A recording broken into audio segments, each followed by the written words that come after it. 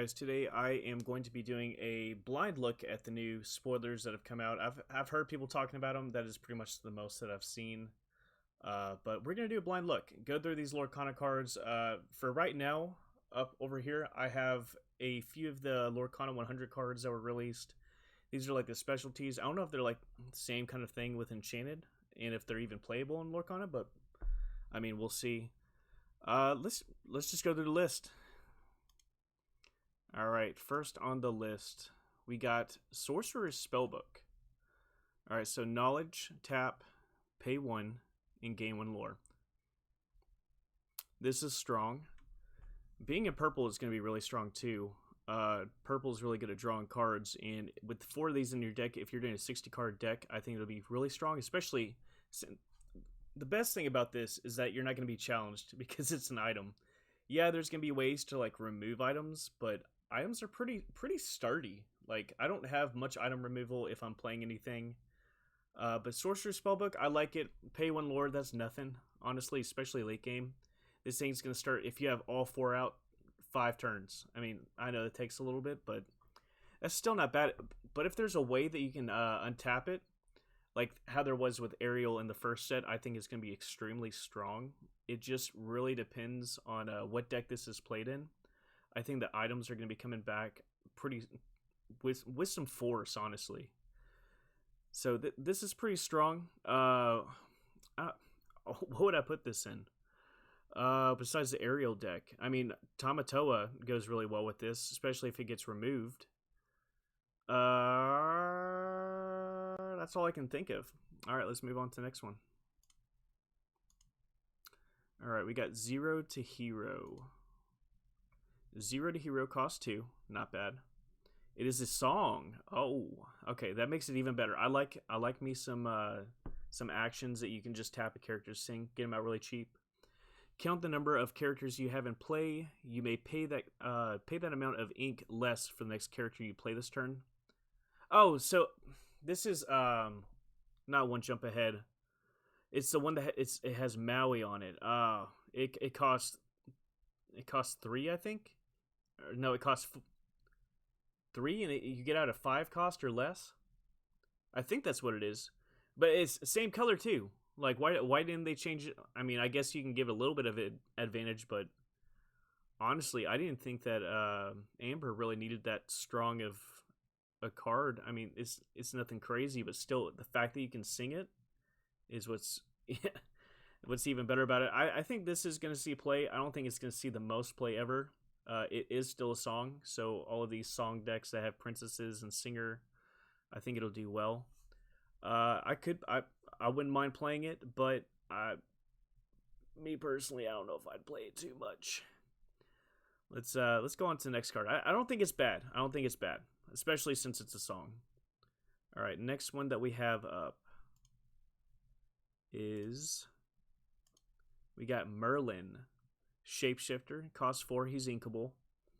Storyborn, Mentor, Sorcerer, Battle of Wits. He's a 1/5 for 4. So he's pretty sturdy for blocking.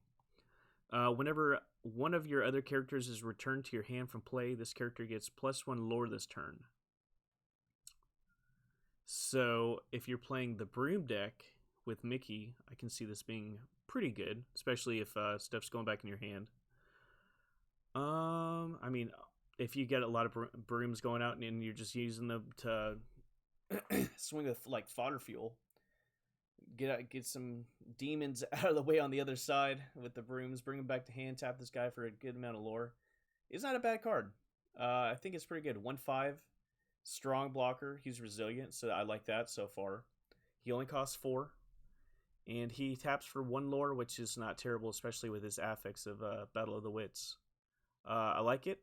So far, purple's doing pretty sturdy.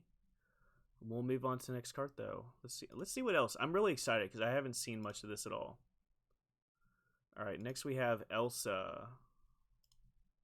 Elsa. All right, so cost 4, inkable.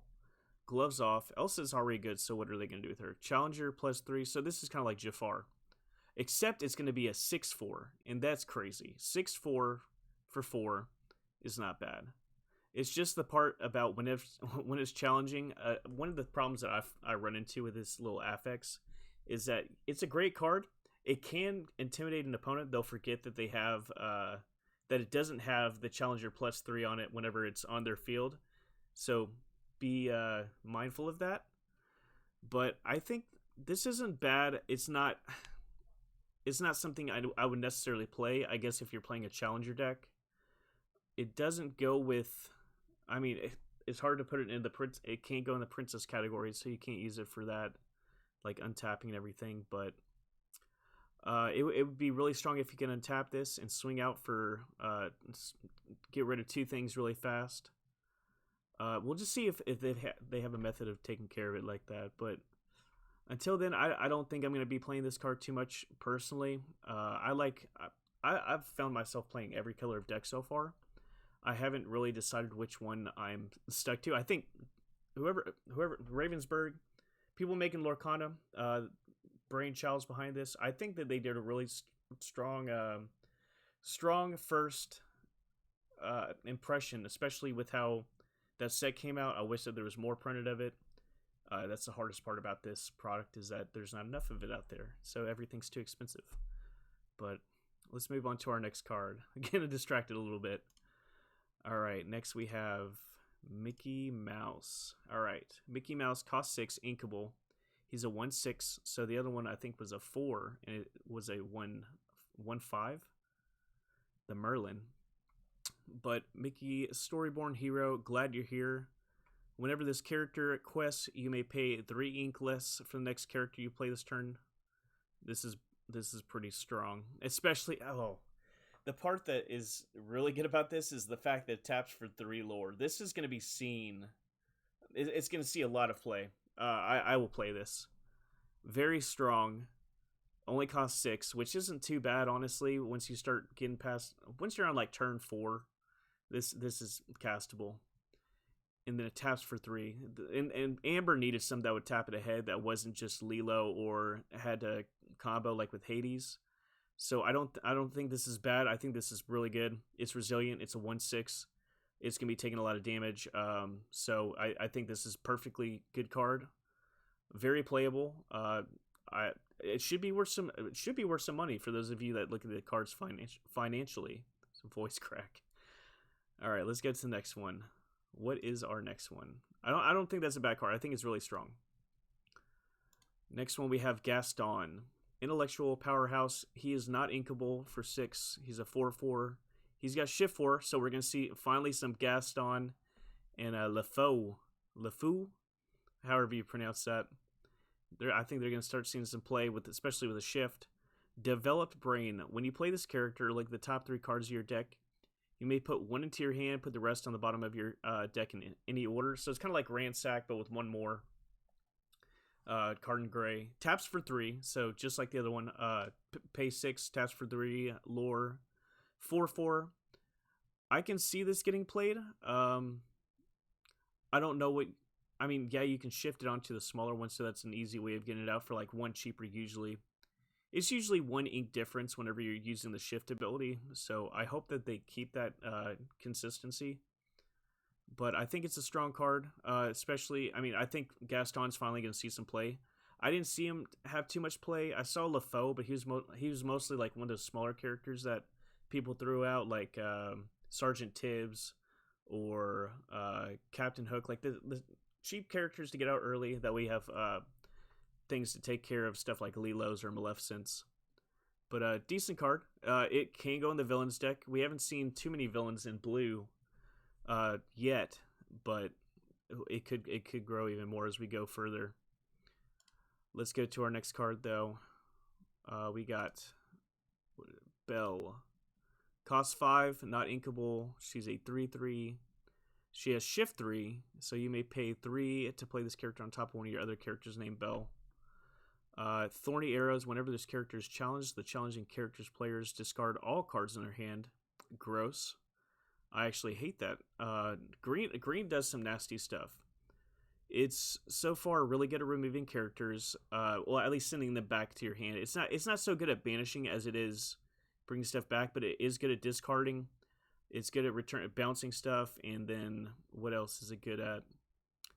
I don't know. I think that green is pretty much just the control color for this game. So Belle is insane. Yeah, this is legendary. Okay. Okay. Yeah, this is gonna see play. It's gonna see a lot of play, and people are not gonna like it because she's gonna be tapping for 3 lore every time. Whenever she's challenged, 3 lore automatically. Or sorry, not when she's challenged. When she quests, she's just baiting. This is a bait card. You're baiting them to attack her. She's a 3/3, so you're gonna get rid of her, but you're gonna lose all the cards in your hand. This might not be too big of a deal. There have been a lot of games that I've played that the card draw just really isn't there. So, I mean, unless you're playing like blue items or just a bunch of purple, you're not going to be seeing too much card draw. But with this, it's going to make it even less cards in hand. So, be on the lookout for her. I think she's good. The shift is going to be strong. I think she has a blue version. I don't know if she has a green version. I can't remember at least. But if she can shift onto another green, that way she doesn't have to go between 2 colors and kind of force that would be great. She's a princess, though, so we can keep on, if we do the Moana kind of stuff where we untap her and then tap her for 3 more mana, she's going to be very strong. Let's go on to our next card. We've got the Queen. All right, the Queen costs 5. She's inkable. Commanding Presence. She is a 4/3, shift 2. That's pretty strong, because the other queen's purple. I've seen a purple queen. They might have a cheaper queen. I think the other one's like a 3 cost or something like that. But shift 2 is pretty good, especially if there's a cheaper queen that comes out over time. We haven't even gotten to the text of her. Who is the fairest? Whenever this character quests, chosen opposing character gets -4 power. Strength this turn, and chosen character gets +4 strength this turn. Opposing character gets -4, and then you get a +4. That's really good. I like this one. I like challenging. Amber has really good bodyguard. It's really been good at defending itself. It hasn't been too much. It doesn't do too much to where it's trying to I guess do a lot of challenging. I mean, Stitch, we can say that he's a challenger for sure. He's strong. Hades can be decent, but he's mainly just got a thick butt on him. I think he's in like an 8 defense or 8 willpower. So that's not bad. I think this card will see some play. It makes it even better that she's inkable. So I give this one a strong, like probably like 7 out of 10. Just because it's going to be debuffing the power. So it's going to make it easier for Amber to get some shots in. Amber needed some ways to get some shots in. I think the Queen's going to do a good job of that. She's moderately cost, so it's not bad. Great card. Handshakes all around. Firm handshakes. We like this one. All right, what is our next one? Next one we have Tiana. So Celebrating Princess. She costs 4. She's not inkable.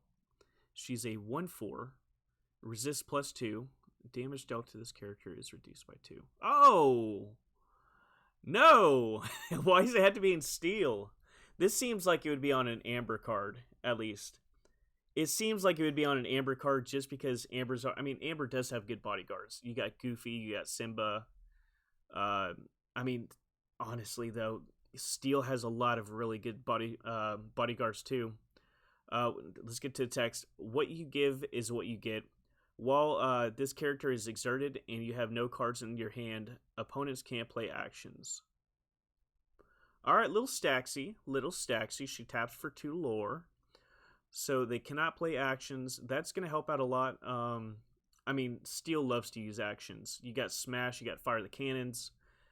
You've got A Whole New World as a song. So this is a good card. I think it is going to see some play, especially with the Resist 2. Resist 2 is going to make this pretty resilient. So, yeah, I say that this is a very playable card. I think that Steel is going to be making pretty good use of this. Using it for some damage. Maybe if we combine the whole, like the Queen from before.